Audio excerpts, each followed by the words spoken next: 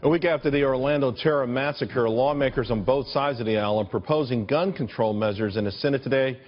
The bill's addressing everything from gun show loopholes to restricting sales for buyers on terror watch lists. Now, so far, we got two of these bills just coming in, one submitted by Senator Chuck Grassley and Senator Chris Murphy. Both of those have failed. So what do these bills, what are they all about, and will any of them ever pass? So let's help break it down here. Jillian Melcher, Carl Higbie, and Heather Hansen. Heather, you know, after all these big, highly publicized mass shootings or terror attacks, we've had these bills come up, and they've had all kinds of enthusiasm behind them, all kinds of somewhat public support, at least in some polls, and yet they've all been dead on arrival.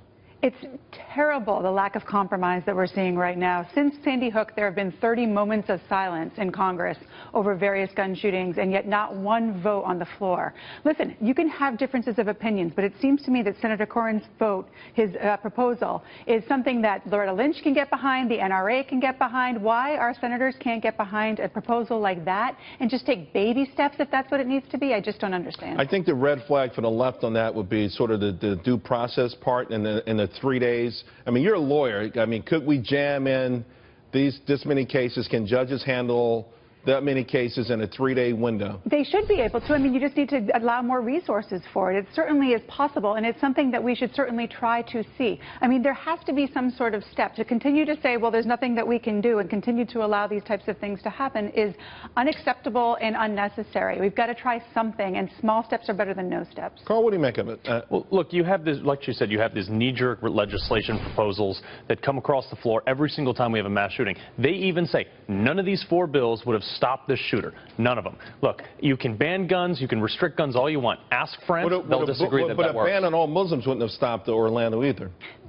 Well, right. No, but the fact of the matter is we need to start profiling, like, you know, you've had Rudy Giuliani say it, you've had Trump say it, you've had everybody say it. We need to start profiling. Now, how you profile is up to debate, but we need to start doing this intelligently. Gun legislation is not going to stop this. I don't understand that argument, because after 9/11, it was planes, right? So we didn't say, well, you know what, that we're not going to be able to stop every terrorist from coming and doing something, but we did take steps to try to make things better. But right now we have gun violence at a historic low level since the 90s, since we started tracking statistics.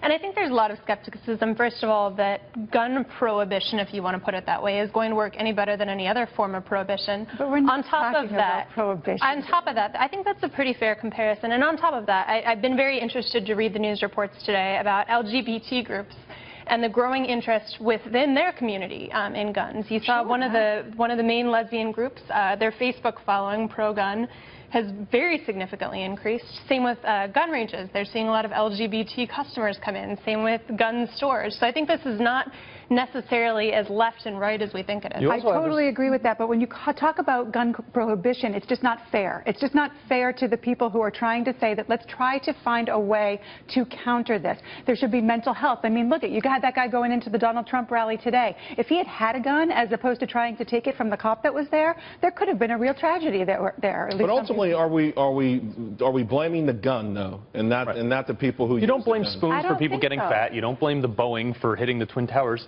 I don't think so. I think that the people who are on terror watch lists, and I think most people can agree with this, the people who are on terror watch lists are the people who shouldn't be getting guns. I think this last event does add something really interesting to the gun debate. Historically, you know, we've got Sandy Hook in 2012. If it can't pass after that, what will it take? I do think with this, there's a new argument that we're seeing that this is a terrorist, it's a national security issue, and I'll be very interested to see how that element. On that note, I watched the Sunday talk shows, and it felt interesting to me in the sense that the NRA simultaneously was on the offensive and the defensive. Yes. Normally they're on the offensive, and I thought that was interesting because Donald Trump, Carl Higbie, you're a Donald Trump supporter, surrogate. It talked about, you know, the scenario of everyone in the club had a gun, and the NRA actually, no pun intended, shot that down, saying it would have been nuts for everyone in that club to have a gun. So, again, we find ourselves in this quandary. What are the solutions? I think the NRA was clarifying that. The fact that, like, you can't drink and carry a firearm. Just that's law in every single state. You can't do it. And I think what Donald Trump says, we need more bullets going the other direction. You know, when you have these what they call assault but rifles. in that particular AR-15s. instance, then you have a lot of people partying with. I mean, do we get rid of gun-free zones? Is that the first stop?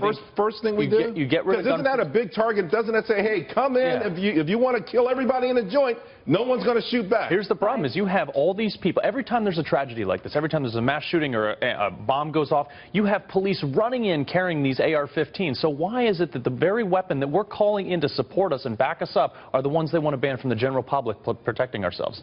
In general, it's the military and it's the law enforcement that are carrying those types of rifles for that purpose.